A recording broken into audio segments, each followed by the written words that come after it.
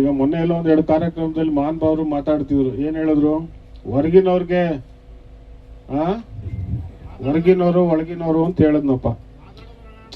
ಆಯ್ತಪ್ಪ, 2008 ರಾಜಣ್ಣವ್ರು ಓಟ್ ಇರೋದಲ್ಲಿ ಹೊರಗೆ ಒಳಗೆ ಅಂತ ಹೇಳ್ತಾರೆ. ಹೊರಗಿರೋರ್ದು ಮಹಾನ್ ಭಾವಂದು ಓಟ್ ಇರೋದಲ್ಲಿ ಯಾವತ್ತಾದ್ರೂ ಒಂದು ದಿವಸ 2008 ರಾಜಣ್ಣವರು 5 ಚುನಾವಣೆಯಲ್ಲಿ ಮಾಡಿದ್ದಾರೆ. 5 ಚುನಾವಣೆಯಲ್ಲೂ ನಾನು ರಾಜಣ್ಣವ್ರಿಗೆ ಓಟ್ ಹಾಕಿದ್ದೀನಿ ಅಂತ ಕೈ ಎತ್ತಿ ಹೇಳಪ್ಪ. ಅಲ್ಲಿ ಕೂತ್ಕೊಂಡು ಮಾತಾಡೋದೇನು? ನಾವು ಹೊರಗಿರೋರು ಬೇಡಪ್ಪ, ಒಳಗಿರೋರ್ನ ತಂದು. ಒಳಗಿದ್ದವ್ರು ಏನ್ ಮಾಡಿದ್ರಪ್ಪ? ಹಿಂದಿದ್ದವ್ರು ಶಾಸಕರಲ್ಲಿ, ಹಿಂದಿದ್ದವ್ರು ಶಾಸಕರು ಯಾವ ಊರವರು?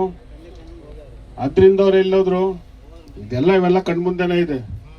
ಇವೆಲ್ಲ ಕಣ್ಮುಂದೆ ಇರೋದ್ರಿಂದ ಮಾತಾಡಬೇಕಾದ್ರೆ ಎಲ್ಲರಿಗೂ ಮಾತಾಡಕ್ ಬರುತ್ತೆ. ಆದ್ರೆ ಇಲ್ಲಿ ಏನ್ ಕೆಲಸ ಆಗ್ತಿದೆ ಆ ಕೆಲಸವನ್ನು ನೋಡ್ಬೇಕು. ಏನು ರಾಜಣ್ಣವರು ಈ ತಾಲೂಕು ಕೆಲಸ ಮಾಡಿದ್ದಾರೆ, ಹಳ್ಳಿಗೇನು ಕೆಲಸ ಮಾಡಿದ್ದಾರೆ, ಆ ಊರಿಗೇನು ಕೆಲಸ ಮಾಡಿದ್ದಾರೆ ಅಂತದನ್ನ ನೀವುಗಳೇ ಕೂತ್ಕೊಂಡು ಮಾತಾಡಬೇಕು. ಅವನು ಯಾರೋ ಅದೆಲ್ಲೋ ಮಾತಾಡ್ತಾನೆ ಅಂತ ಹೇಳಿದ್ರೆ ನಾವು ಕೇಳಿಸ್ಕೊಂಡು ಬರೋ ಅಂಥದ್ದಲ್ಲ. ಕೆಲಸ ಮಾಡಿದ್ವಿ, ನಾವು ಮಾಡಿದೀವಿ ಅಂತ ಹೇಳಿದ್ರೆ ನೀವುಗಳು ಕೆಲಸ ಮಾಡಿಸ್ಕೊಂಡಿದ್ದೀರಾ. ಅದು ನೀವು ಹೇಳೋವಂಥ ಶಕ್ತಿ ರಾಜಣ್ಣವ್ರು ನಿಮಗೆ ಕೊಟ್ಟಿದ್ದಾರೆ. ಯಾರು ಮಾತಾಡಲ್ಲಪ್ಪ. ಯಾರು ಮಾತಾಡ್ತೀರಾ? ಯಾರು ಮಾತಾಡಲ್ಲ.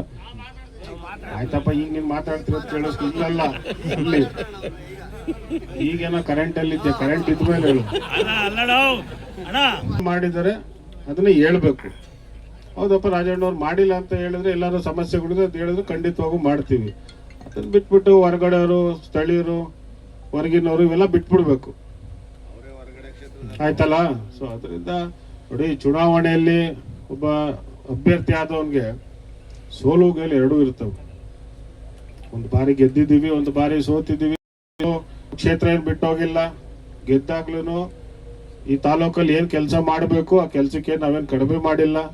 ಸೊ ಅದರಿಂದ 18ರಲ್ಲಿ 20 ನಾವು ಸೋತಾಗ 4,000-5,000 ಲೀಡ್ಗೆ 4,500 ನೀವು ಮತ್ತೆ 23ರಲ್ಲಿ ಕೊಡ್ಲಿಲ್ವಾ? ಇಲ್ಲಿ ಓಟ್ ಹಾಕಿದ್ದಿಲ್ಲಿ ಹೌದಲ್ಲ?